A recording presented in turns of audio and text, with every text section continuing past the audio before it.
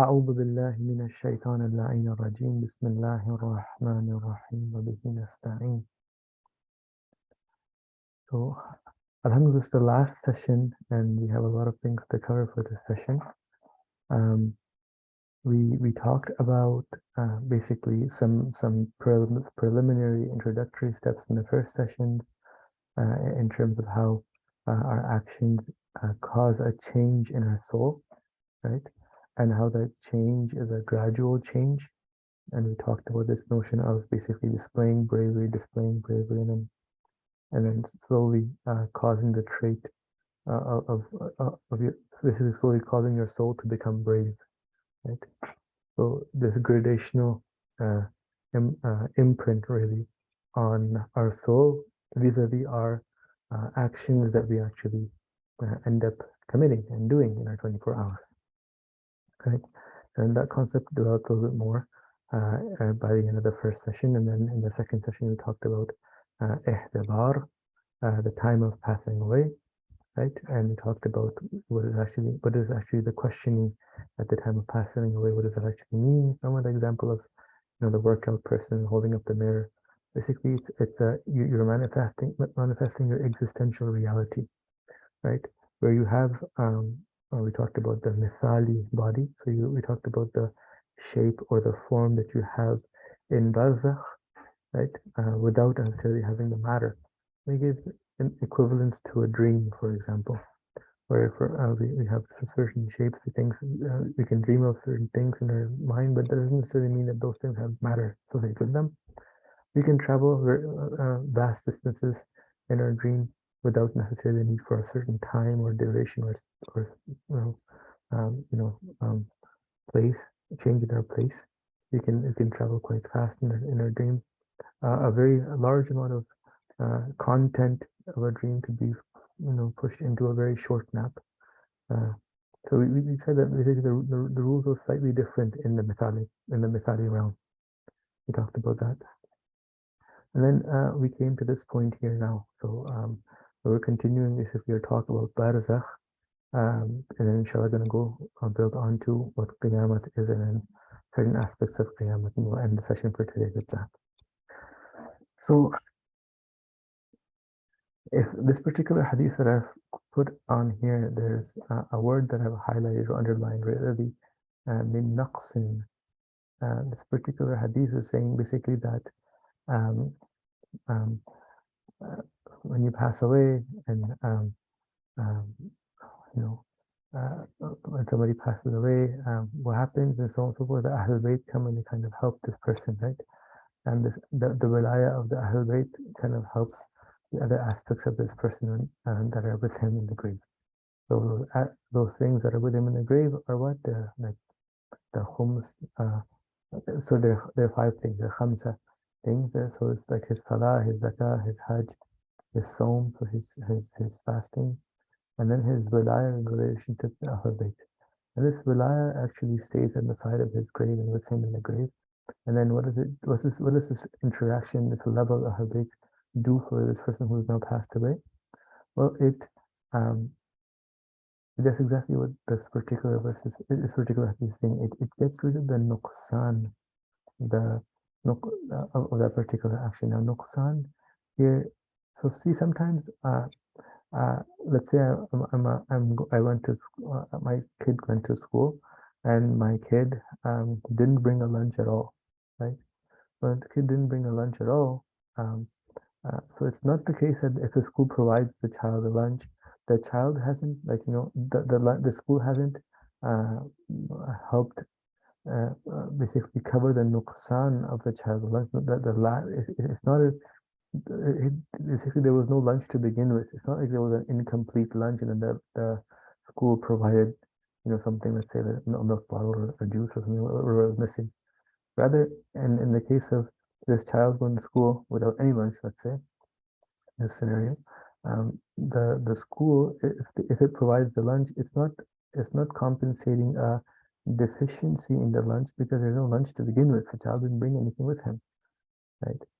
So the school is actually providing now the child with lunch, right? So taking that example, and trying to explain this meaning behind what nuqsan is, because the words that the hadith does not say qilla or kathra. It doesn't talk about that hey, if you brought less actions, then we as our wilayah, the wilayah of the Ahlul Bayt will, give those extra actions. So let's say you didn't pray Fajr, well, we'll give you those rewards and those things that Fajr required, and then so on and so forth. Rather, saying that, listen, if you prayed Fajr, but unfortunately it was not adequate, meaning that the correct tawajjuh, the correct understanding regarding that particular prayer wasn't there in your actions, right? Then the deficiencies of your action can be covered by your relationship with the Ahlul Bayt, right? So this particular thing the wilayah can do. So if my salah or the zakah or the hajj or the siyam, I brought the actual thing. So I did bring my salah. It wasn't the case that I didn't have salah at all, right? No, salah was there. If I missed the time, and qada prayers were there, right? So I performed those in my life, in my 24 hours, while I was alive. I performed those actions, I performed those deeds, right? But those deeds that I performed now weren't at the highest level and at the most perfect level that they could, cause that imprintation in my soul. Well, that's where wilayah comes in and says, if you brought the action of itself along with this wilayah, and this wilayah will help the nuqsan of these particular actions that you had, like the salah, or the zakah, or the hajj, or the fasting, and so on and so forth, right? So these aqaid, this wilayah, this deep relationship with the Ahlul Bayt, it helps fix our actions. It doesn't help create actions for us where we had nothing to begin with at all. This is a very important point. This is why there's a huge importance of actually performing our wajibat, right? So actually, doing those the apparent actions of the Sharia, making a very accurate point, an extreme point to make sure that I don't forego of my responsibilities. So at the end of the day, I am bringing something basically for this wilayah to come and fix a nuqsan on, right? Now, another thing it also adds is this particular hadith adds to our thinking, a correct humility, which is that actually it is our relationship with the Ahlul Bayt, which is in fact now helping us, in those actions that we've performed, right? That prayer that I prayed, perhaps it was on time, but perhaps during this particular prayer, I didn't have my entire focus towards my dependence on Allah, or there could have been a higher level of focus that I wasn't even aware of in this particular prayer, which is mostly the case for all of us because we're not masum, right? So we depend on our relationship with the Ahlul Bayt to now do what? They take away the nuqsan from that particular prayer. So I did my utmost best, and this particular wilayah comes now and says, you know what, you brought something, but there was something missing in your lunch. Okay, you brought something to eat, but you forgot to bring a fruit, or you forgot to bring an apple, or you forgot to bring the milk bottle, and you know what, that particular system of wilayah of the Ahlul Bayt grants that to our action there. It fulfills the nuqsan in our action. It doesn't create action for us, right? So we actually definitely need this concept and the aqaid and the relationship with the Ahlul Bayt alongside our actions, right? To help complete and fix the deficiencies within it. That's what this particular hadith here is saying. Let's go further. Oh, okay. So if in my 24 hours, if my actions are controlled on two levels. One is that the appearance of them is controlled, meaning I'm performing my wajibat in my 24 hours. And wajibat don't just mean praying and fasting and khums and zakat. They transcend that. There's many more than that. For example, being kind to my spouse, being attentive towards my children, not disrespecting my spouse. For example, if my spouse is speaking to me, if I'm on my phone while she's speaking to me, right, then this particular disrespect of a mu'min shouldn't occur, right? Or for example, if my child's trying to talk to me and explain something to me or get my attention, and I disregard my child, while it was my responsibility to provide that love and that care and compassion for that child, right? So our wajibat transcend basically and encompass the entirety of our 24 hours, right? So our responsibilities in our 24 hours, making sure that the appearances of those is met. So we're actually doing those actions. I am actually putting the phone away. I am actually, coming down, talking to my kids, making sure that my kids are feel that their Baba actually loves them, their Mama actually loves them, and so on and so forth. Right? They feel heard and respected in the family. Right? So the appearance of the action is extremely important. At the same time, the second level of this particular actions are controlled is that while I'm performing those actions, I'm trying to link and realize that actually this is something I'm doing. It's not just a dunyavi thing. It's not a worldly thing only. Rather, I'm actually preparing for a barzakh. I'm actually preparing for a questioning. And in fact, it's like that workout. Like when you go to the gym, you are performing those actions in the gym, like lifting weights and so on and so forth. But you're actually creating for yourself, that being that you will see at the end of the 3 months in front of the mirror, right? And then when you're at the gym, and if you're attentive towards that, that particular that you're actually building towards a particular goal, it also gives you motivation in your action then too, right? So similarly in the 24 hours, right? When you're attentive towards the what you're actually doing, you're preparing yourself for your existential questioning really when you pass away, right? And you're actually painting the picture that you will see once you pass away, right? And you take further care because now you know this is every stroke of this painting you will see, right?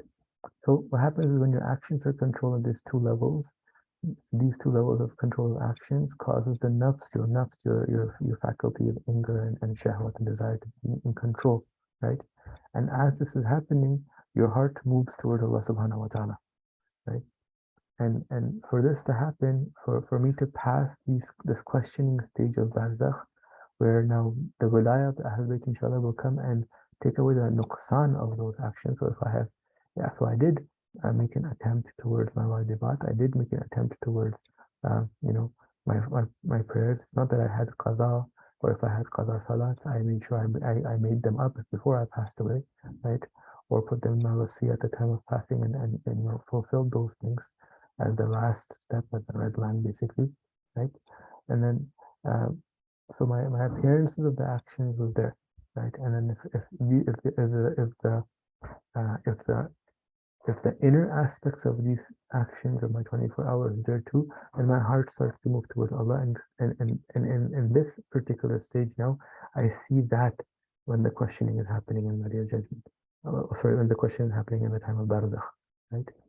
And then this is the time you're in the grave, and now in this particular time, your existential reality shows that you're actually now somebody who is moving towards Allah subhanahu wa ta'ala, right?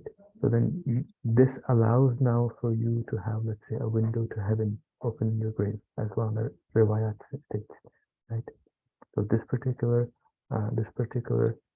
nafs now has the capacity to take part in that particular, blessing, right? But if your heart has not moved close to Allah subhanahu wa ta'ala in this particular manner, meaning your actions were not controlled and you didn't develop certain traits for your nafs, right? In that time of the grave, then your heart can't manifest, and your soul can't manifest this window towards heaven. Rather, it manifests what it has with it. It has a window towards hell, right? And then so this is a little bit deeper way of understanding what these hadiths talk about, particular hadith that talks about a window of heaven or a window of hellfire opening in the grave once a deceased is buried based on their actions, right? So we now understand that it's actually there's a very strong existential link between the soul of the deceased and then that which the deceased experiences, right?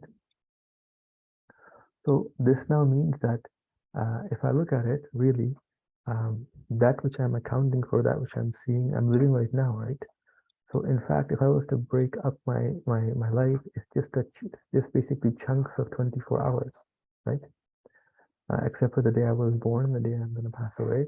Those two, they're not 24 hours, but everything else is chunks of 24 hours, right? So if I'm able to manage one unit of it, right? And if I can replicate that particular process of management, then have a better chance at managing this whole thing called life as compared to me taking the whole chunk on board. So, for example, programmers would do this. If you're someone who's a programmer and you have a really big problem or task that you want to commit to and complete, and you want that task to happen, right? You don't just write one line of code to attempt to answer that particular task in its grandiose manner, right? No. You break it down into smaller tasks until basically you further break it down, you further break it down until you can actually say that which you want to do in one line of code, let's say, for example, right? And then slowly this particular structure that you built, right, together now solves a bigger issue that you were kind of had to deal with in the beginning. Right? In a very similar manner, if you want to be accountant for our barzakh and you want to be people who are happy and are at this stage where they want to be in their barzakh, we want to be like those people who worked out and now alhamdulillah they see that change in their physique at the end of the 3 months. Then you have to make sure that these 3 months we have a proper management plan for, right? So that requires us to have a very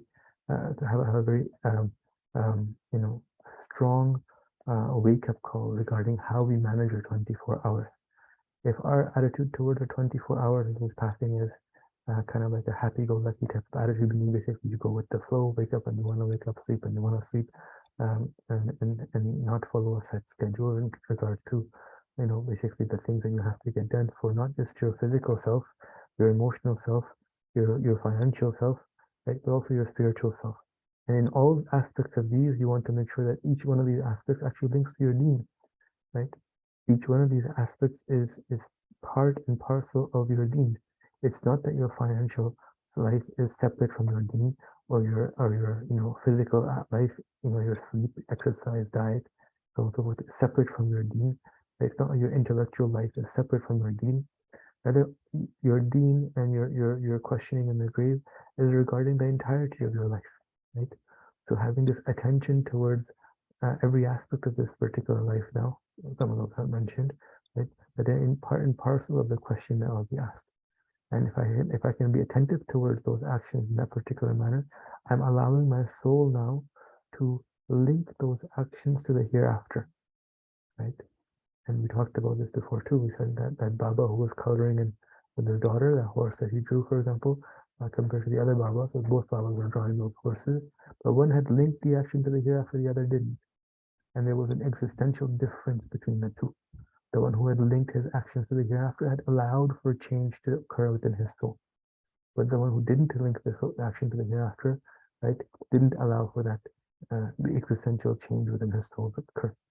Right, because he wasn't even attentive of this particular matter. Right? So if we're attentively going through 24 hours now with this understanding, we're actually in fact changing and trying to create within our soul particular traits that we want to see them manifest when we pass away, then our outlook towards our 24-hour changes. And in doing so, we're now prepared and coming towards a good conclusion to answering those questions in Barzakh. So these questions aren't asked in the spoken sense, as we said last time. It's more of the manifestation vis-a-vis that mirror example I explained this particular concept. Okay. Then we talk about this notion of the constriction in the grave. So some people, when they're passing, when they pass away, at the time of passing or once they've passed away in the grave, there's a squeeze in the grave. There's a constriction in the grave. They feel pressure and a very hard time while they're giving their life basically at the time of ihtibar, as well as when they're in their grave in the barzakh time, right? So these particular things have been mentioned in the ahadith to say that there are basically opportunities further for a mu'min that Allah has placed. That hey, by means of a little bit of physical pain or a little bit of pain while you're giving your life at the time of the ihtibar, right? What Allah does is that He allows the purification of the nafs by means of that particular pressure. And that pressure it's not like an added or external pressure. It's more like Allah is allowing our soul rather to undergo a certain potential change that it could have gone. Let's say it was at level 4, and it's possible to push it to level 5 at the time of death. Let's say, right? But this pushing of the soul from level 4 to level 5, well, if it had been done, let's say normally in the 24 hours, it would have been fixing our soul and creating some traits requires energy and basically control of the self. And it's not necessarily the right, nice thing, right? It's not necessarily like, it doesn't really feel like chocolate and happiness and so on and so forth, right? Fixing ourselves and working on ourselves.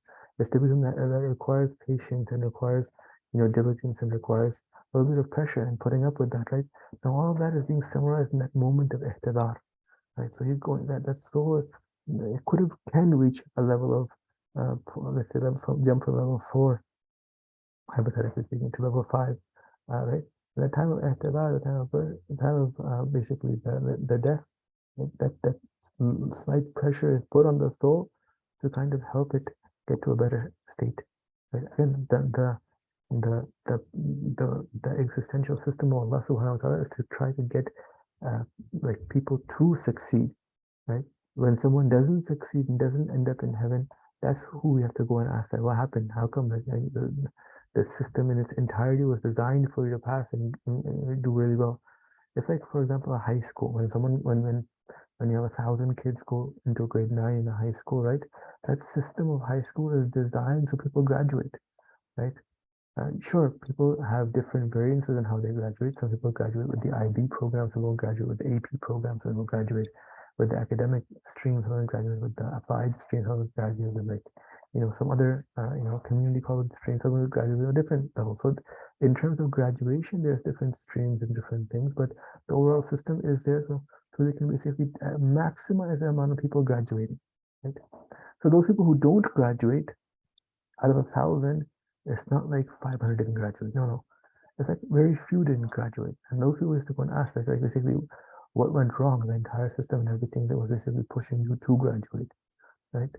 And in a similar manner, right? Not the exact, but in a very similar manner, this life and the notion of sending the Anbiya and the Imams and creating within us this recognizer of what is basically uh, uh, uh, what is the right path, what is the right thing to do in our 24 hours. For example, we have this innate recognizer, our nafs, which kind of gives us a warning when we're trying to commit a major sin, commit major problem, for example, right?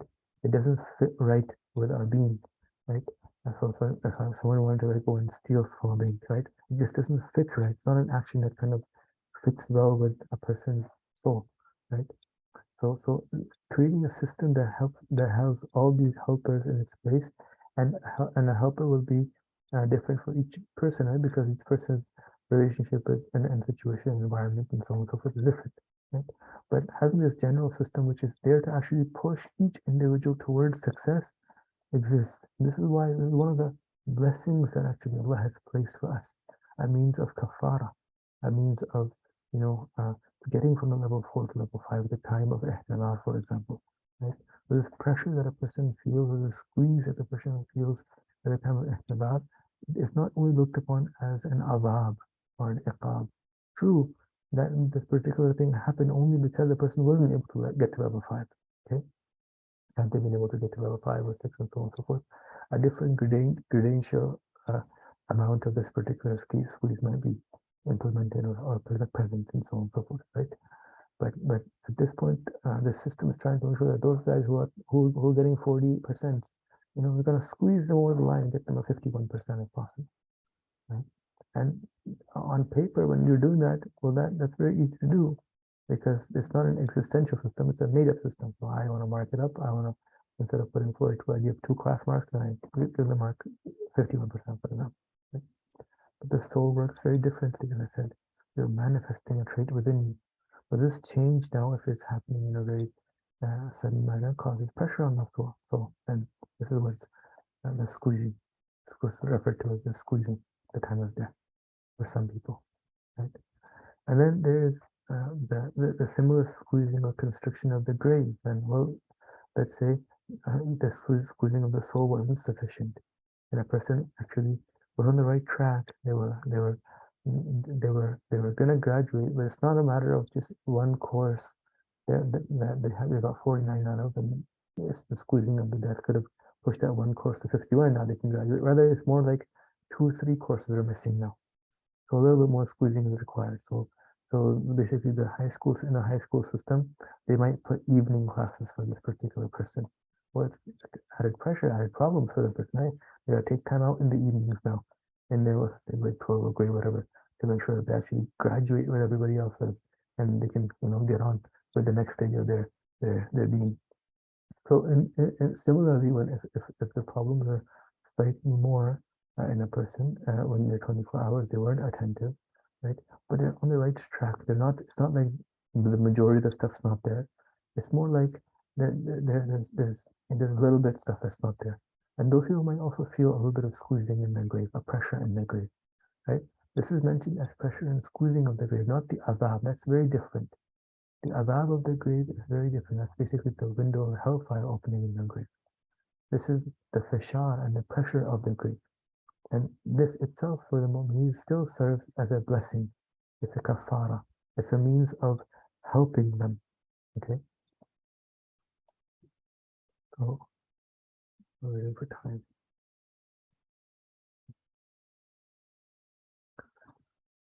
So in barzakh, we have now, we talked about this idea that in my 24 hours, if in this dunya I'm maintaining my traits at a center point, and we talked about that sphere, right? Then I'm at the midpoint, the human point, and my mithali body, my barzakhi body, is going to be that of a human. I'm going to have a figure and the shape and the form of a human, right? But then if I go one side or the other, then for example, if my desire is a little too much and I didn't balance it, I couldn't control it, and I always gave in and I overate. I ate pizza a lot, or I watched things I shouldn't have watched, or basically I went towards my desire, right? And that was one extreme of it.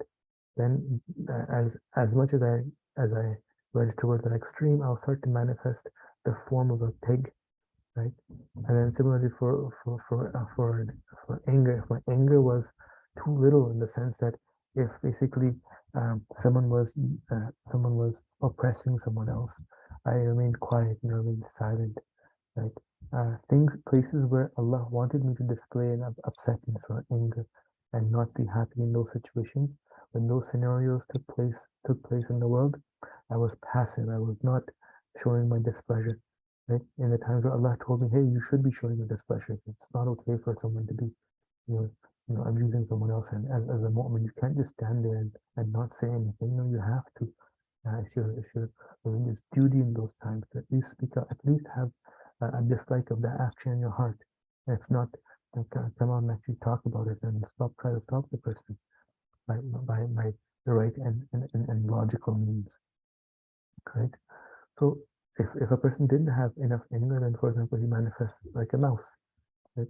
So the question comes here that um, so what? So what if I manifest as a pig or a mouse and so on? So this is it just about a physical appearance, or is there more to that? Well, see, as a human, I really enjoy pizza in this dunya. Okay, so I love basically my pizza. And it tastes so nice, and it's a food that I as a human can enjoy. But if I was to try to feed that pizza to, let's say, a dog or a mouse and so on and so forth, their nature isn't such that they can take that particular food item. They can't consume it. They won't enjoy it. It might even kill them, right? So basically, that which a human can enjoy, these other things can't enjoy. And it's the same in the same way that it is in this world, right? The hereafter is very similar, right? So those blessings of Allah that are awaiting the mu'mineen in barzakh and in qiyamah and in heaven and so on and so forth, right? Those blessings, it's that if somebody has this animalistic trait to them, they have that level of being a pig towards in their soul of being a mouse, and their soul of being a donkey or a dog or so on and so forth, as the different ahadith quote, in the soul, right? Then at that very level that they're manifesting something other than a human, they won't be able to enjoy the blessing that's already there. It's like you have a sufra, you have like a tablecloth, a table set up of like really nice pizza, dog food, cat food, mouse food, horse food, and so on and so forth. When this particular person comes to the table, right, existentially he was designed, and the best thing for him was that pizza, the human food, let's say, right, the biryani, whatever you want, like whatever your idea of human food is, like the apple, for those people who are healthy. But then when he comes to this particular table, um, his existential self, because it's manifested as a pig or a mouse or a dog, it will be inclined to, like, it won't be able to take part and parcel of that particular pleasure that's existentially there for the human, right? Its mumathalat, its attraction, its capability and compatibility will go with dog food or cat food or whatever animal that it was associated with, right?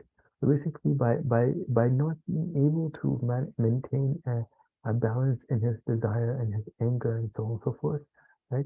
That person kind of took himself out of the possibility of even tasting that really good human food, right? And set himself up on a very bad route to basically, as much as he manifests this piggish nature within his soul transforms into that, and then the more of that type of food is present for him.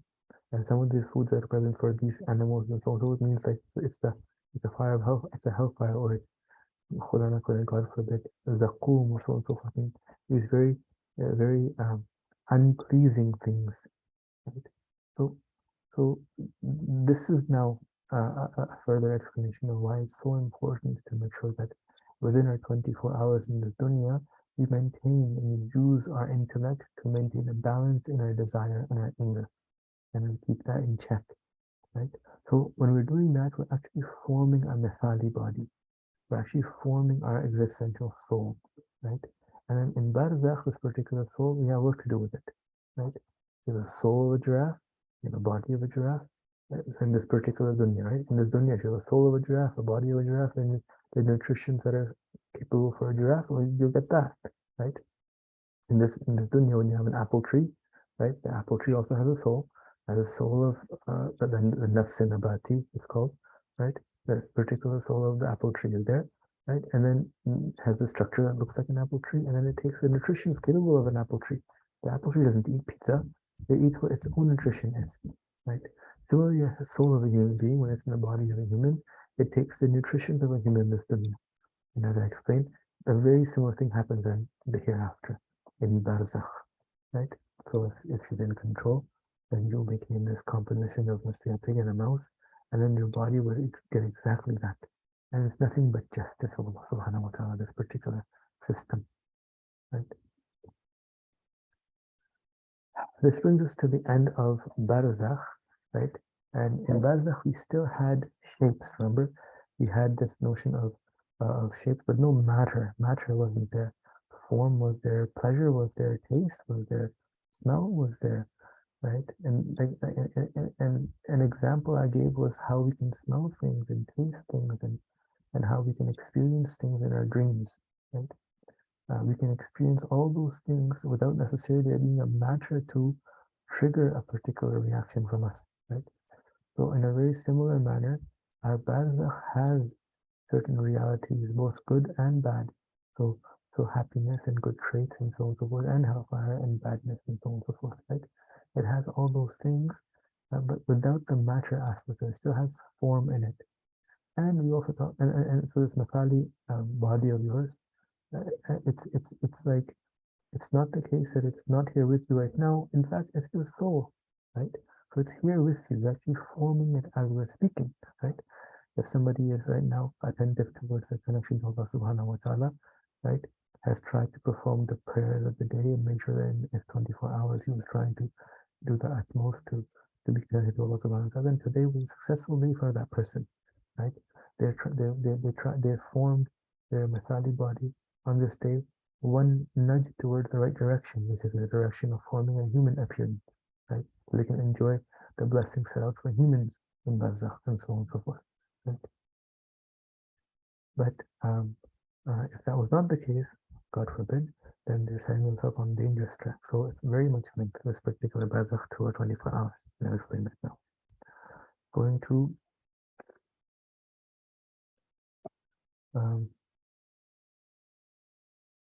this particular verse in Surah Takwir. Particular verse, so the translation is saying that when the wild beasts are mustered, right? وَإِذَا وُحُوشُ حُشِرَتْ, right? There's two explanations and two understandings that we can take from this. Our first understanding is that what's meant is beasts like animals and cows and horses and so on and so forth. After talking about barzakh and after having a more form and thorough understanding of what it means for a soul to manifest a certain trait, and that certain trait is talked about in an analogical form in our hadith as animals, right? And this particular verse takes a completely different meaning, right? When the humans in the forms of the animals are gathered, talking about Qiyamah, right? So basically, the gathering now of these humans who, in their own graves, were there before, or in their own capacities were there. Now the gathering of them is happening, right? This level of Qiyamah, where the gathering is happening, right? One key important point here to mention is that the effect a person's iman has shows itself here very strongly, right? So if you had, so remember the example of the father drawing and coloring with his daughter, and the other father drawing and coloring with his daughter. One was attentive towards the connection between, basically, it was attentive between the two, between him and his daughter. Allah was the third of the two, right? So that Allah subhanahu wa ta'ala was basically the third of the two, not third of the three, third of the two. And he was attentive that Allah subhanahu wa ta'ala was the source and the cause of this love that I have towards my daughter, and that this playing and this drawing that I'm doing with my daughter is in fact an action that is not only limited to this dunya. I'm trying to make myself closer metaphysically to Allah subhanahu wa ta'ala, right? Well, the other father was not attentive of this fact, and his action were not performed with attention to Allah subhanahu wa ta'ala. Allah wasn't the third of the two there, right? And those two, in that particular situation, in the understanding of that father, it was just two, right? And in some cases, unfortunately, it might have been just one, meaning that he was very self-centric and he was only doing it because he felt that it was something pleasurable to him and hadn't even considered the child, right? So in those scenarios where Allah was not part of the equation, Allah was not the third of the two, right? And those situations, the iman actually wasn't there, right? So I think, in fact, in that particular situation, the iman of that particular, the iman didn't actually play a role in that particular scenario, right? But in the second scenario now, where the person was attentive of this notion that Allah is the third of the two, then this iman was now playing a role, right? So this brings us to the next. This brings us to the point that our aqaid, our intellect, when we formulate these aqaid based on our intellect, we believe now in, for example, Tawheed and Nabuwwat and Imamat and Ma'ad, as well as the Sifat of Tawheed, so Adalat and other Sifat that are there as well. Adalat being the herald, because from Adalat stems Nabuwwat and Imamat and Ma'ad, right? So when we believe in these, when we believe in these aqaid of ours in an intellectual manner, the buck doesn't stop there, right? Intellectually believing, for example, let's say we were learning calculus and we learned the derivatives of, like, let's say the quadratic, like quadratics. Let's say we learned how to do derivatives of quadratics. Okay, so the first time we learned it in class, we learned the proof of it, right? So like how to do it and so on and so forth and X, Y, Z, and all the fun stuff, right? But it's not the case that every single time we're doing in our homework or in an exam or somewhere, the quadrat, like we're trying to find the derivative of a quadratic, we don't go through that. Our attention isn't toward the proof, right? Oftentimes we kind of just go and do the action itself, right? sometimes later on we might even forget the proof, right? So our faith and our aqid aren't like that. It's not that you can just kind of prove it to yourself once and yeah, I've proved it, and I could just go ahead and then now your actions and you are completely distinct from that thing which you had proved, right? No, in fact, if you prove that Allah is the all independent and He's Al-Basir and He's someone who, you know, has no limitation to Him, this particular point in proving Allah subhanahu wa ta'ala and His oneness has an effect now, right? I have to take that particular understanding and continue that forward in my 24 hours, in my actions now, right? I have to have the presence of the mind regarding these particular beliefs of mine while I'm performing. So I'm basically living my being. It's not something that just exists in my head, right? I'm actually an active, I'm actually actively living my deen in the 24 hours. It's not just a religion that exists in its belief system in my head only, right? So when I'm actually living my deen in my 24 hours, then I'm somebody who is, you know, creating this iman within me, right? This prevents me from, at this particular time, certain narrations talk about a person who doesn't have this understanding of the iman, this particular attention towards their actions, not attentive or the dependence on Allah subhanahu wa ta'ala. You know, sometimes they've equated such a person to like somebody who does hamil, who carries a lot of books, but doesn't have any that has no real connection to these books, right? So in the older days, you'd have a donkey, and on a donkey, you'd like, you know, load a lot of scholars' books, let's say, and you'd be going, right? So this person then is equated to like a donkey.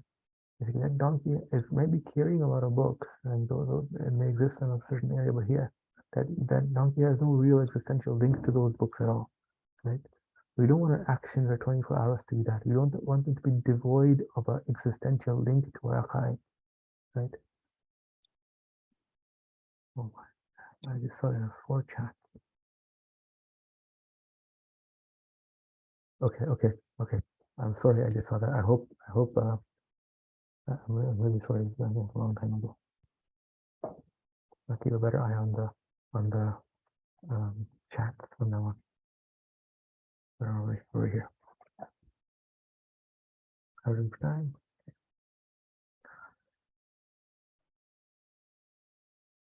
So how does this iman now strengthen? So I want to make sure that this, because this iman is extremely important. Why is this iman important? Because if I have this iman within my actions, right?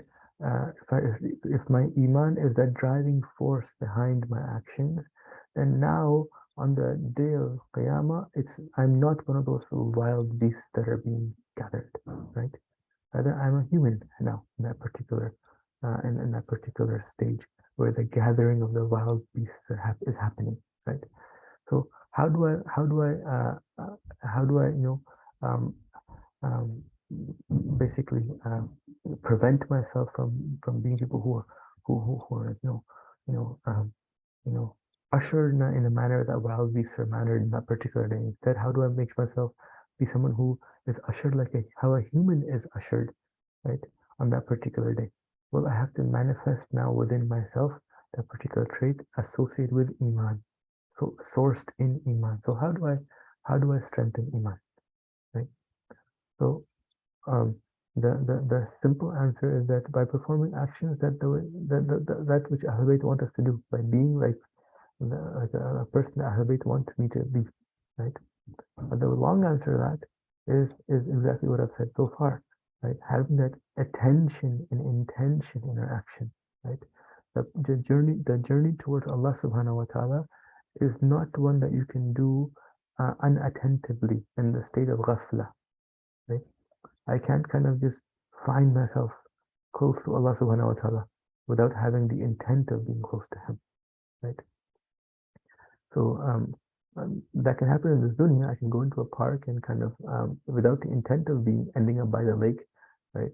I can kind of just, just walk and walk and walk unattentively, and all of a sudden I find myself at the edge of a lake, right? That can happen in the traveling in this dunya, but such a thing can't happen when we're traveling towards Allah subhanahu wa ta'ala, right?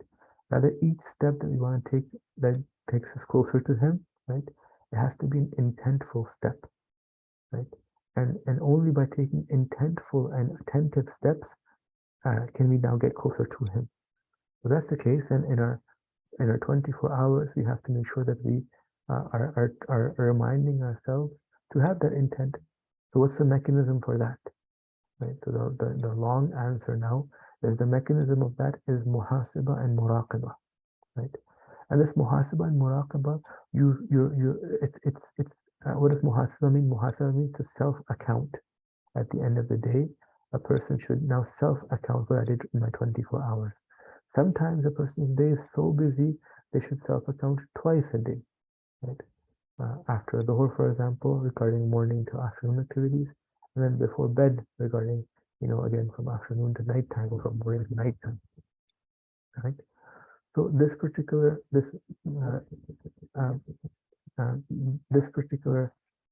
thing is extremely important, that we incorporate muhasaba within our 24 hours.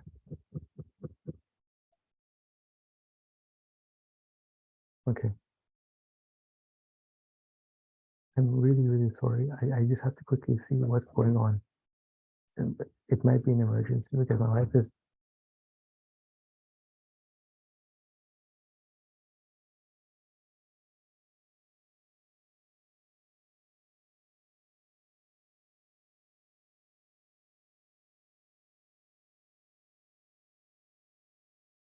Sorry about that. I guess someone messaged my family that I should speak up. I'll speak up more. Okay. So in my actions, I have to make sure that I do my muhasaba and my muraqabah. Now, my muhasaba was doing my self-accounting, and I mentioned that it should be done at two stages now. One, if I'm not able to maintain my attentiveness towards my 24 hours. One at the time of Dhuhr, and one at the time of bed, for example. Why is this important? What's happening in this dunya, but it's existentially linked to my akhirah, my qiyamah, all the way there, right? So some scholars of ethics, for example, go as far as saying that the start of the journey as well as the end of the journey is muhasaba and muraqabah, right? So this particular concept of self-accounting and accounting for my deeds in 24 hours, like for example, today before going to bed, accounting for what I did today, I'm in fact forming my qiyamah and how I will be ushered there, right? Will I be manifesting myself there as an animal, or will I be manifest when the wild beasts are gathered, or will I be manifesting myself as a human and then ushered in the manner that humans are ushered, right? And that ushering over there isn't necessarily uh, uh, uh, basically it's not something that over there I can now cause a change.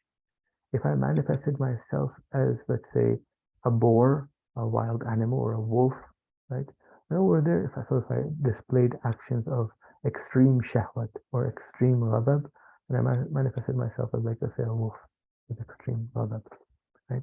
And all of a sudden, that particular stage, how a wolf is kind of ushered and dragged and positioned and stationed and set in its place, such a treatment will be done. These words, this idea of ushering and this idea of this imagery that I've given so far, this is giving us an explanation of something that it's very difficult for us to fathom at this particular stage. Why? Because we're so used to the stage and this stage with matter, right? With material.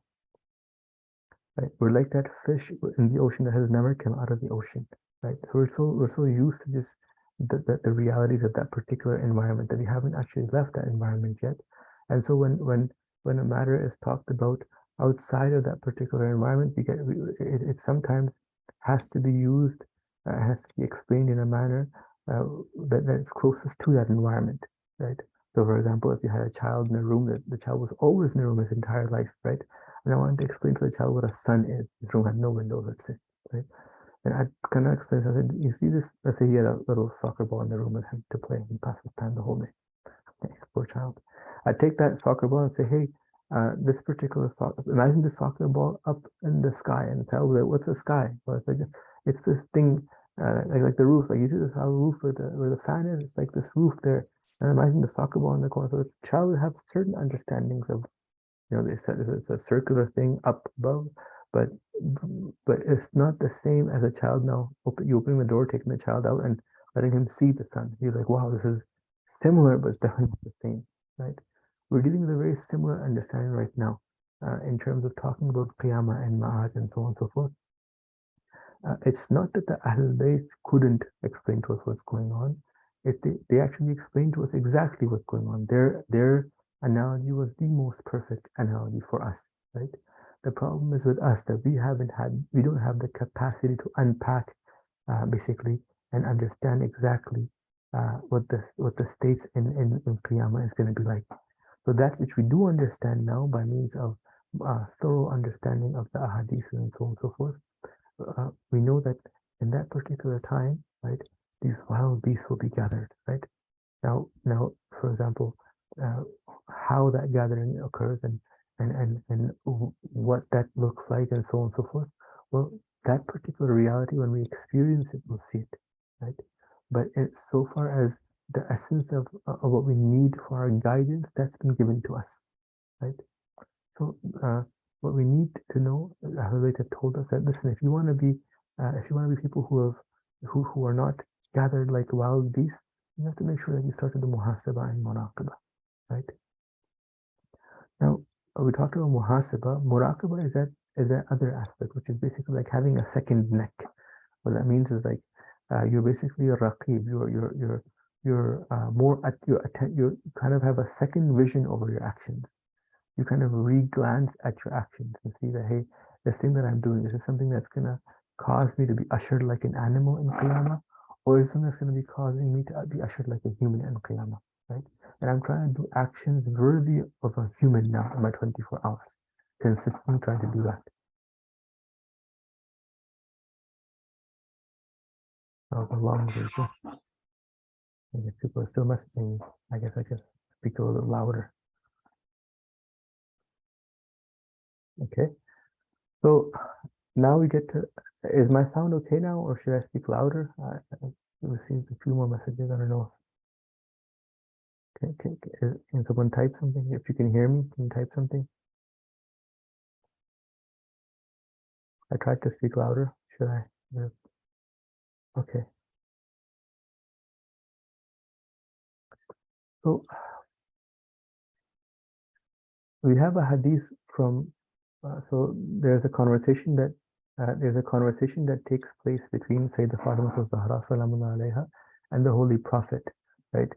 In which she asks basically that on the day of Qiyamah, will the bodies be covered or are they going to be, uncovered, right? So the Holy Prophet talks to her and explains that basically the physical shroud that we're bearing with, that will be decayed, right? But a mu'min will be covered still, right?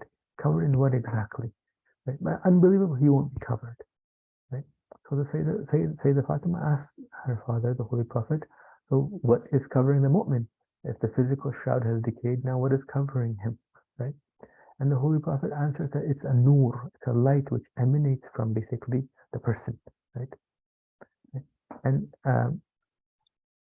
the intensity of this particular light doesn't allow others to see, right?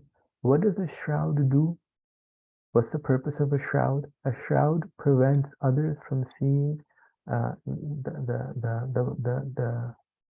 body that's covered in the shroud, right? Like for example, it prevents from others from seeing, let's say, their skin or their hair or if the lady who's passed away, they cover it. So it's like their hijab. So it prevents others from seeing things that person wouldn't want to, on their loved ones wouldn't want others to see at that particular stage, right? So a shroud is a covering, right? In a similar manner, this nur in the day of Qiyamah is going to be covering the people. Let's go see what it's going to be covering and what this nur exactly is. The last portion of this particular session, he's been talking about this nur that the Holy Prophet talked about. Okay, we don't want to be, we don't want ourselves to be entirely in the presence of others such that they're privy to everything. We want to be covered in that day, right? And then now the Holy Prophet explains to say the Fatima that actually the mu'mineen will be covered, people who have iman. Again, he's linking this particular this particular idea of being covered that day, right? So covered what? You don't want your defects to be shown. You don't want your uh, um, things that you might be ashamed of to be shown to the others, right? Right. So if that's the case, then this particular nur comes and prevents that from happening. Right? And who does it come for? It comes for a mu'min, somebody who has iman. Again, the Holy Prophet is linking this particular nur to iman. So again, I'm further emphasizing this point that in our 24 hours, our actions need to stem from our iman. Right? This nur now, what is it? How does it work? Based on Allah Tahrani's explanation, right? This particular nur, it's basically composed of three main things that you have to first consider. First is this light that emanates from the dimension of the person's belief system, the aqaid that he held true to him, right? So which means basically the effects of his actions on his aql. So he believed in Tawheed, he believed in Nabuwah, he believed in Ma'ad and so on and so forth. It doesn't mean that he memorized certain proofs, not talking about that. It's talking about that which he innately believed in, right? His intellect believed in certain realities, right? His worldview was formed by these particular pillars, right? These particular roots were what was holding up the tree of his belief system, let's say, right? His Tawheed, Adalat, Nabuwat, Imamat, belief in Ma'ad, and so on and so forth, right? So one aspect of this nur comes from his belief system, right? The second aspect of this nur comes from what? His heart. So the things that he gave attachment to in the dunya, right? The things that he loved in the dunya, right? So, for example, if someone sees that the first thing they do when they wake up is they go for their phone and they look at the screen and they go to YouTube, right? And the last thing they do before they go to sleep is their phone. And like what they do is they go to the Insta scroll on Instagram or something else and so on and so forth, right? Then they could say with their tongue that no, I'm not in love with this or that and so on and so forth. But that which they're occupying themselves with in their actions and they consistently revolve around in their actions, right? That particular action is something that they are inclined towards. They've started to slowly love that particular action. Right? If that particular thing was taken away from them, if someone loses their phone, right, or the internet cuts out, and all of a sudden they start to feel panic. They're like the thing that they loved, the thing that they basically enjoyed spending the most of their attention and time with. If that gets taken away from them, they start to panic and they start to be worried, right? So let's say if the internet cuts out, you start to be worried. What about if you, let's say, go to a trip, right? Let's say you're going to a trip, camping trip, and you forgot to bring, let's say, the Holy Quran with you, right? So is the same level of worrying and the same level kind of feel of regret that you had when, let's say, the internet was cut, is a similar level manifesting in the person who, for example, was camping, right? Now, these examples that I'm giving, they're very broad examples and extreme examples and so on and so forth. But there's a purpose behind that, which is to set the general idea across, send the general idea across. That this nur which covers the mu'min on the day of judgment, one aspect of it deals with what this person has now started to love and with his heart, right? Truly develop this particular attention interaction towards. That love which causes this nur is the love which is devoted and bound to Allah subhanahu wa ta'ala and things that Allah has told us to love, right?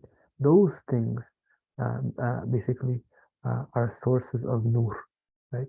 So if I truly want myself on the day of Qiyamah to be someone who emanates nur, such that everybody around me shouldn't be privy to the mistakes I made and the problems I did and so on and so forth, right?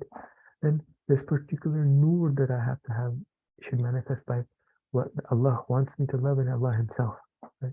So developing that requires a lot of work. It's like if at this stage in Qiyamah, we're now talking about, let's say, somebody saying that, hey, to get really good biceps, right? Really, when you want to get these nice big biceps, this particular muscle group makes you work in that particular. Well, the end result, yeah, you're talking about that right now, but that basically means that you have to have had a plan in place throughout those 3 months or whatever the case was, right? Then your training regiment, you must have actually paid attention to those small muscle groups and so on, so such that now you're talking about how their appearance looks like, right? In a very similar manner, we have to be very attentive towards the things that we attach ourselves to, right? Habits we end up forming, things which we truly love by our heart, right? In this dunya, in our 24 hours now. Why? Because they are now the source. They are the sapling which goes into the tree at the time of Qiyamah, basically, which if it was the right type of tree that provided this particular nur, then I can benefit from it. But if it wasn't, if I attached myself to things that are devoid of nur, right? And there's no nur there then, right? At least this aspect of the nur will be missing or deficient, right? The third action is by means of his good traits that he's done, his amal saleh that he's done, right? And those are again things that he has now, not the individual actions. Now we're talking about the things, the amal saleh, which caused his nafs to basically be shaped and formed in a particular manner. So basically that barzakhi form that we're talking about, right? That soul gets the imprint through the actions. We're talking about those. So if he had the capacity and was able to make good traits now, not good actions now, good traits. So that malake we talked about. So if he was able to have certain good malake with him, and that's also this malakes now are also a source of that particular nur. Right? The person on the day of Qiyamah, when he's being risen, these three things, his aqaid, his good traits, his love, these are now the sources of this particular nur which shroud him and prevent others from seeing his defect. Right?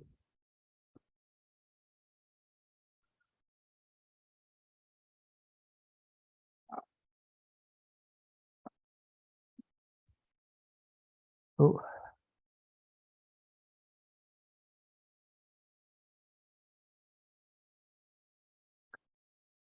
we have a concept of Pharaonic aqaid and Islamic aqaid. I'm further emphasizing this because the heart is a very special container, right? So we talked about this idea of the things that we truly love and innately love. Well, remember I said that we have to connect our actions to the iman, our belief system. It can't be devoid and disconnect between our belief system and our actions. Well, let's talk about that a little bit now, a little bit more now about that particular concept. We have something called Pharaonic aqaid, the aqaid of Pharaoh, right? And the aqaid of, let's say, the Islamic aqaid, the true aqaid system, right? Well, why are we calling the Pharaonic aqaid system, right? Well, Pharaoh, when he was asked about, believing in Allah and so on and so forth, he said, "I am the greatest of gods." He didn't deny the existence of a god, right? He called himself the greatest of the gods, for example. Ana rabbukum ala, for example, he said that. Never curse him. So when he said this particular statement, he had Hazrat Musa, when he went and he explained the proof of Fir'aun comes, and Fir'aun says that I am Ana rabbukum ala, and the Prophet goes to him and says, if you are, then my God makes the sun and will come from this particular side. If you are truly God and you are Rabbukum ala, then you make the sun come from the other side or set in the other side, and so on and so forth, right? And then the Quran says, فَبُهِتَ الَّذِي كَفَرَ. Kind of like in today's lingo, like left his mouth basically hanging, like the mouth was open, and he couldn't answer, right? He because some of the claims that he was making, he was able to back it up, right? So now, in this particular manner, Fir'aun on the apparent side knows that there is a power, there's a power source higher than him, right? The way Nabi Musa explained to him that Allah exists, and it's a prophet explaining to him now. It's not just me or you or someone else. It's a prophet in person explaining to him the proof of that there is an existence higher than him, and that's the existence of Allah subhanahu wa ta'ala. So on an intellectual level, this guy understands, right? But this intellectual understanding is not sufficient because he doesn't carry this understanding that he has intellectually in his action, right? he doesn't have belief in that which is intellectually understood, or doesn't have a response for. Okay? We don't want to be in that particular boat. We don't want to be people who intellectually understand what the right thing to do is, but when it comes time for practice, we become shy. Right? We don't necessarily, step up and perform that which we know what the right thing to do is. Right? So this particular heart, when you start to act in a particular, so let's say I'm somebody who is very addicted to a phone, or very addicted to YouTube, or very addicted to a particular thing, right? So this heart works in a very interesting manner, where that every instance that I associate with that particular thing, right? That every instance that I associate with that particular thing, that not only have I enjoyed that thing in that particular instance, rather my love towards that thing is now increased. It's harder now to separate myself from this particular thing that I was attached to. Right? So I have to be very cautious now what types of habits I make, because they can seriously, significantly affect how my heart forms ties with those things. My love, basically, my heart starts to garner love for those particular things that might not necessarily have this nur, which I need on the Day of Judgment. Right?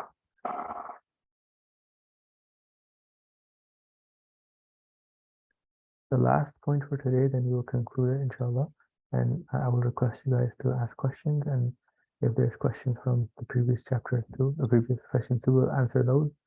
And also I'll ask you guys to perform the survey at the end as well that I emailed to you guys, that the admin Ali had asked me to send to you people. The last point that we want to talk about is the sirat. This is extremely important. So Mufaddal is a really nice companion of the Imam, and he asked the Imam, right, that, he asked about the sirat, right? And Imam said that it's a tariq towards the ma'rifat of Allah subhanahu wa ta'ala. Means what? It's a path towards the ma'rifat of Allah subhanahu wa ta'ala, right? وَهُوَ siratan. And this particular tariq, this particular path towards the ma'rifat of Allah subhanahu wa ta'ala, is actually two routes, it's actually two paths, right? Siratun fil dunya, so one particular path in the world, wa siratun fil akhirah, and one particular path in the hereafter, right? So this particular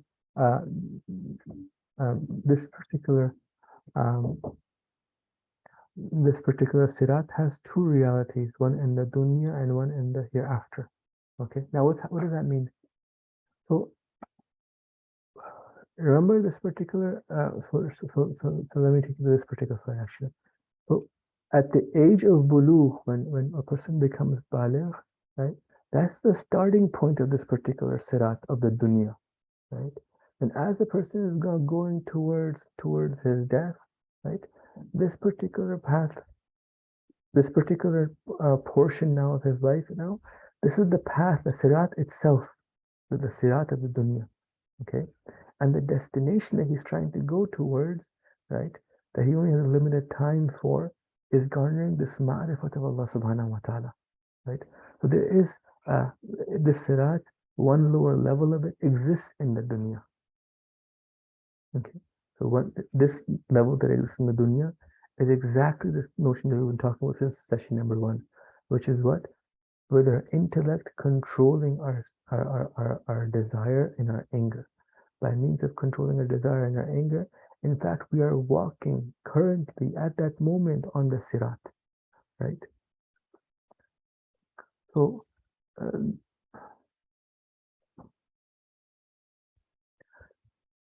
me see what I wanted to add here.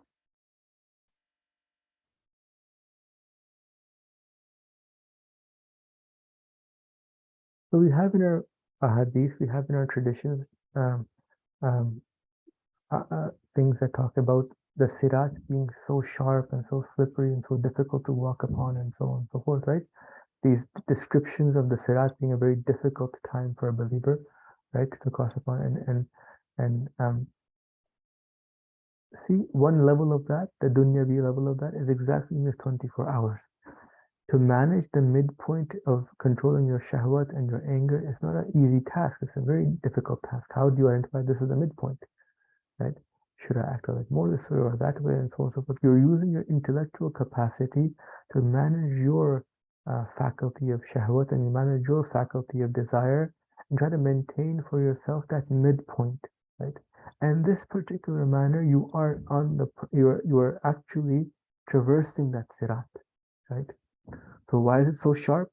Because it's possible that your intellect wasn't able to maintain the midpoint, and one day in your shahwat takes over and you commit a mistake and you fall. But Allah subhanahu wa ta'ala allows you an opportunity to walk this particular path again the next day. In hopes for what? In the hopes of this destination, the ma'rifat of Allah subhanahu wa ta'ala. Right? Okay, so I made a mistake. I do my astaghfar. Next day I will give another opportunity. Right? Hey, man, I've created you, I've given you this particular chance. Come up. Come closer to Allah subhanahu wa ta'ala. So this lifetime is the duration that I have to walk this path, right? And I have to get to the ma'rifat of Allah subhanahu wa ta'ala, right? The starting point was when I became baligh, my bulugh. Now there's certain things that parents can do to make that start point, like a booster. Because you start in the right track. Other things that parents might do might hinder that starting point, right? They start might be a little slow, right? Regardless, we have our lifespan as their duration, and the path is exactly that. It's controlling ourselves, our nafs in the 24 hours, right? And the destination we're trying to aim for to get as close as possible to is the ma'rifat of Allah subhanahu wa ta'ala. Okay? Now, this is now that one path, as this particular hadith was talking about, that siratun fid dunya. This is that particular sirat, as per the explanation of this particular hadith, right? And then this same sirat, a higher level of its manifestation happens in the hereafter. Right? So that manifestation that happens in the hereafter, it's no different than the sirat, the dunya. Meaning, remember that same system we talked about, where you're working out, and at the end of the day, the mirror is lifted, and you that mirror is only manifesting your workouts for the past 3 months. That mirror isn't adding anything to you or subtracting anything to you. It's basically showing you, the amalgamation of those 3 months, the compression of those 3 months in one reality, basically, right? In a very similar manner, you're walking the sirat of the dunya, you're trying to walk the sirat of the dunya, and so on and so forth. And then in the qiyamah, that higher manifestation of that same life that you were living in the dunya is there, it's present for you, right? So you find yourself existentially being heaven. Existentially, you find that you some parts of heaven are within you, right? And then you get led to the gardens as well, right? So it's not like you are separate and heaven is separate, and then you get led to the heavens, and you didn't have any of these things before, and so on and so forth, and you enter and now you have them. Rather, you're actually manifesting aspects of it yourself, right? You kind of fit heaven. You're basically that you're molding yourself in the dunya to be a piece that can fit into heaven. And if you didn't have those right malakeh manifested appropriately, then you might mold into a piece that no longer can fit into that heaven. It can only fit in hellfire, right? So this traversing this particular path, which is this dunya, is extremely important, because by this we're actually sowing and planting that which we want to harvest later on, right? So the dunya is the mazra'ah of the akhirah. The dunya is now the harvesting ground, the place where you actually plant the seeds and you water the seeds and you take care of them day in and day out and prevent bugs from taking over and so it's a lot of work required here, right? But you do all this work because if you didn't do all this work, then at the harvesting stage, you're stuck. It's too late now, right? You can't, like, for example, let's say there was 3 weeks, there was no rain and you forgot to water your plants. You can't make up for that damage when the harvesting stage comes. It's now too late, right? So the highest level of benefit that a person can gain from this course on Man and Ma'ad is increase his recognition that how important is this planting phase, this is 24 hours phase, this dunya, this life that he has right now, right?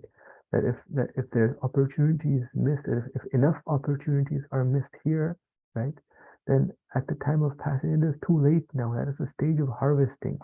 You are now harvesting only that which you worked on, right? And you can't borrow from the fields here and there. You can only manifest that which you had. For example, if my friends and me both decided to go on this gym routine and he worked out 3 months straight, and I decided to binge eat pizza and didn't go to the gym, I can't, on the day that the mirror is held up in front of both of us and our weights are taken and our measurements are taken, on that day I can't be like, hey, give me some of your success. I can't. That's such a thing is not fathomable, right? Because he manifested his efforts and I manifested what I did in those 3 months, right? So this further highlights and underlines and underscores and whatever, however bold you want to make this, but bolds, all everything, that it's extremely important that a person takes care of his 24 hours, right? Why? Because 24 hours is 1 unit of his lifetime, right? So this dunya, this particular life that a person is living, ends up becoming that particular sirat, really the start, like the lower manifestation of that sirat that he has to traverse, right?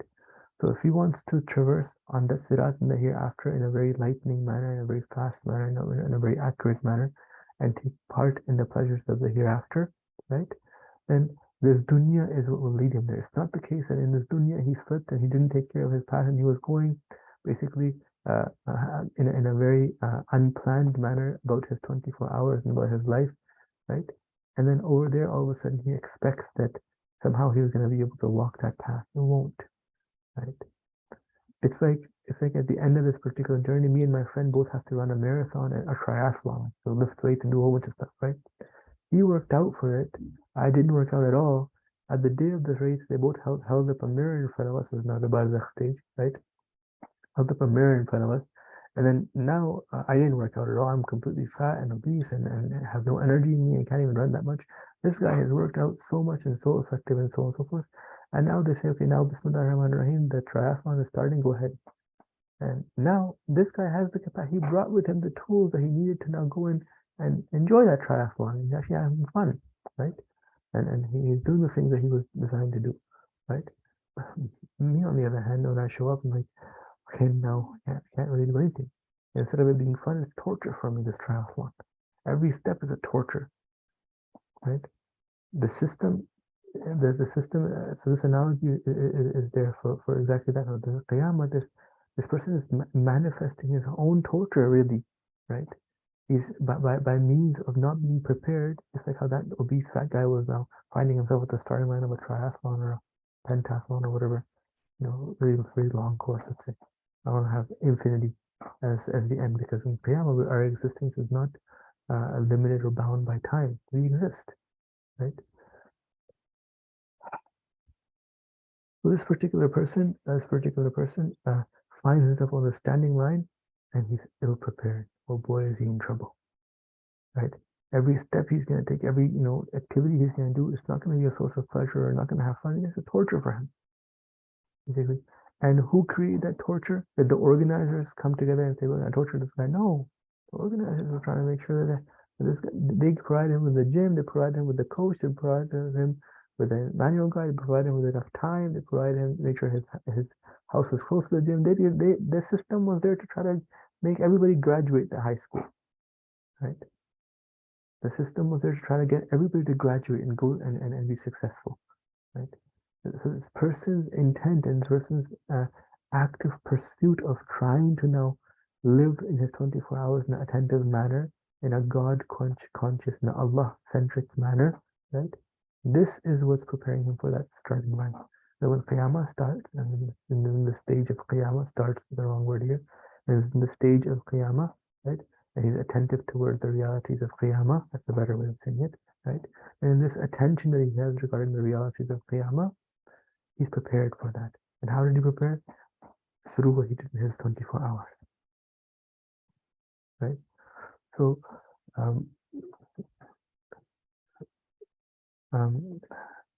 this particular thing brings us to the end of the discussion on Ma'ad, right? One point I'd like to mention here is that there exists a very strong uh, um, uh, opinion, and there exists a very strong idea and very strong understanding that we need to take away, and that is that the Sharia that we have, the the the rules that the Holy Prophet has brought for us in the package of Islam that we have is extremely important, right? The appearance of that salah is extremely important because that now provides for the attention to come and take place and and and and and give fruit. We gave the example of the cookie and the cookie cutter. So these neo-spiritual movements, like the spiritual but not religious movements and so on and so forth, that's definitely not the right path, right? This idea that you can be spiritual but you don't have to have follow the Sharia itself per se and so on and so forth, that you're not going to be able to manifest those traits in your existence because the Sharia itself enables you to do that, right? It's the pathway for your physical being to cause a metaphysical change, right? And we were we were granted, we were blessed with the Holy Prophet who brought this particular deen for us, right? With an active and intentive approach to our 24 hours, if we act on the deen, right, and the rules and regulation and the recommendations that the Holy Prophet brought for us, we are now forming our soul and setting ourselves for that marathon, right, which is Qiyamah. We can enjoy that marathon and take part in it in a proper manner, right, and and and and and and be happy there, right, or we could have set ourselves such that every step becomes a torture for us there, right. So it's extremely important how we live our 24 hours. Muhammad wa ali Muhammad wa ajmal faraja. I left very, very little time left for questioning. I'm really sorry. Um, um, we do have some time though. Does somebody have any questions they want to ask?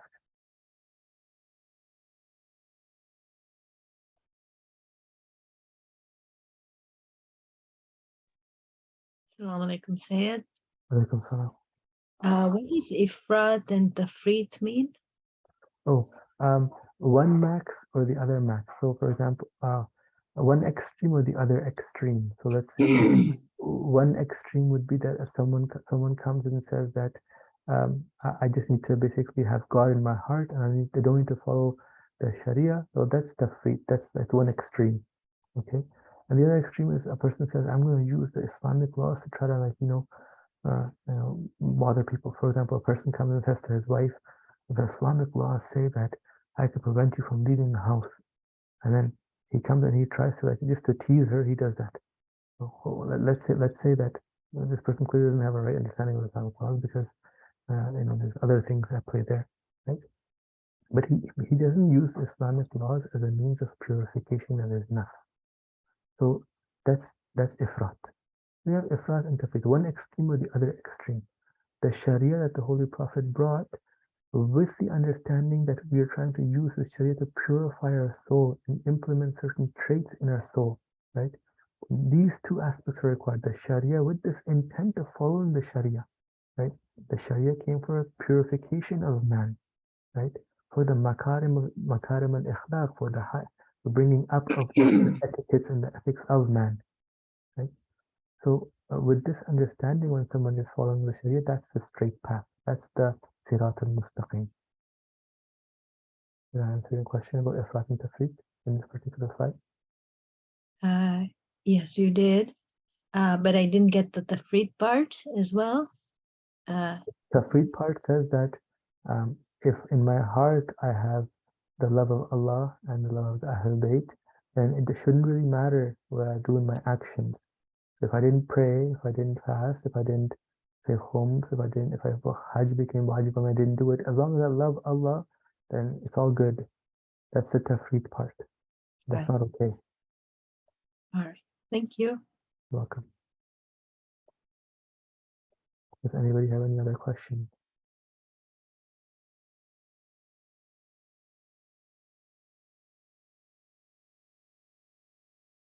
I invite you now before you log off, please fulfill that or complete that survey that I will send out in the email.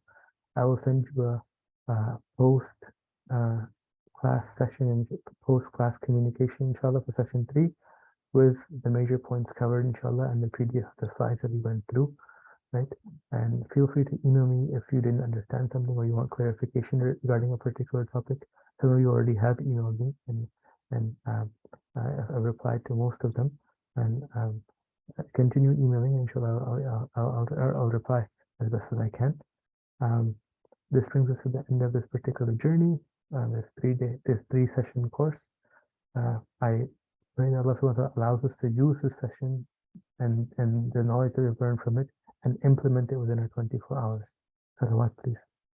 In fi aman Allah. Allahumma salli ala Muhammad wa ala Muhammad wa ala